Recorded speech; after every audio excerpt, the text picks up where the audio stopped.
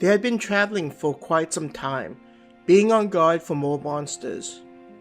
This place seemed to hold a significant amount of them, causing them to run into new hordes periodically. Queen had kept her undead army, having them form a perimeter around the group of students, adventurers. Whenever a fresh group of monsters appeared, the undead would fight them. Han, I think we should talk about what happened, Ha-Yun asked him in a demanding tone. Her eyes betrayed her true emotions, showing how she was doing a poor job at coping with everything happening. Looking at his teacher, Han sighed and decided that it may be a good idea to reveal a little bit.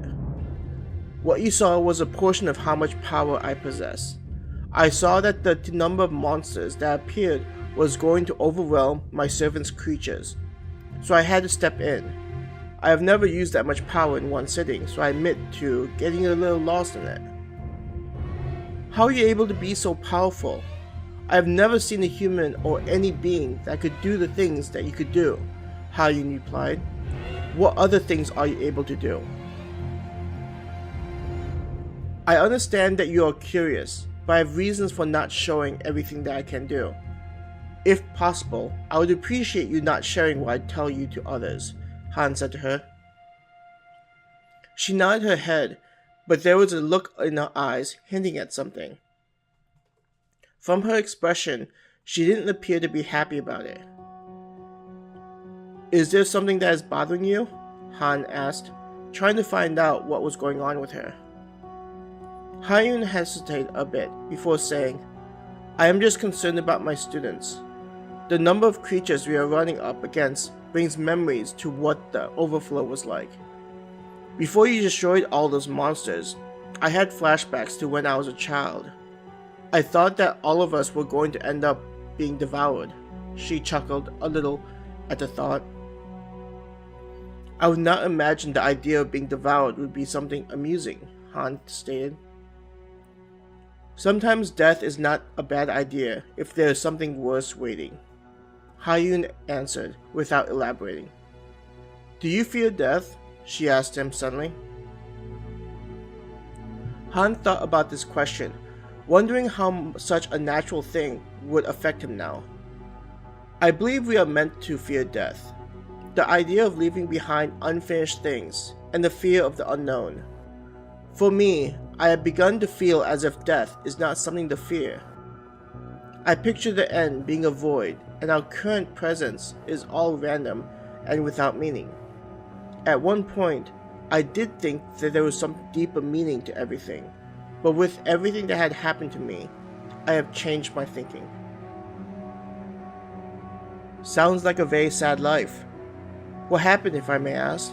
Ha-Yun inquired. Just a series of events that kept on repeating. I thought I had found something different, but walking into that place, I realized that it was just like all the others. The only thing that was different was the duration of the event, but the ending ended like all the others. Seeing what was happening felt like my mind finally accepted this truth. Though I do think about it from time to time, I am unsure that others would have acted differently. But I felt that fighting it was meaningless and would lead to more sorrow. Han's voice became softer as he relived that day and all the other similar events in his life. He remembered that first relationship he had ever had, and how much he had fought for it only to be heartbroken. Each time, Han would fight a little bit less, as the sequences of events seemed to just repeat itself. At first, his friends would try to cheer him up, but after numerous times of catching a love being unfaithful, and him going to his friends to talk about it, they started to suspect that he was the culprit. They felt that he was the reason why each of his girlfriends would run off to another guy or just leave. Are you alright, Yi? Ha-Yun asked, concerned in a voice.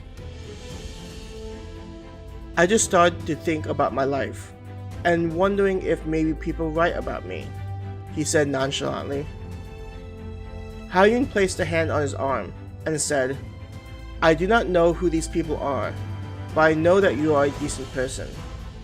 You have protected so many people, and done so much for others. Her expression darkened. Some people enjoy seeing others suffering, especially when they are the ones inflicting such pain. Han listened to Ha-Yun and wondered what she would think if she knew that he was able to take them from this hellish environment. He imagined that all of them would be angered, wondering how a person could be callous as he was. All he could think about was seeing where this led him. Though it might sound monstrous, a part of him thought this was like a video game, and finding himself at the home of the ones before as a secret level. What could be at the end of this place? Master, I have discovered something ahead of us, Anaklis whispered. While Queen and Brittany stayed by his side, Anaklis and Horacia scouted ahead. With their skill at stealth, Han didn't need to worry about them getting attacked by monsters. What did you see? He asked her. There is a massive temple here. Piqued by her response, he glanced over at Ha-Yun and said, One of my servants have found something ahead of us. I think it may be prudent for us to increase our pace.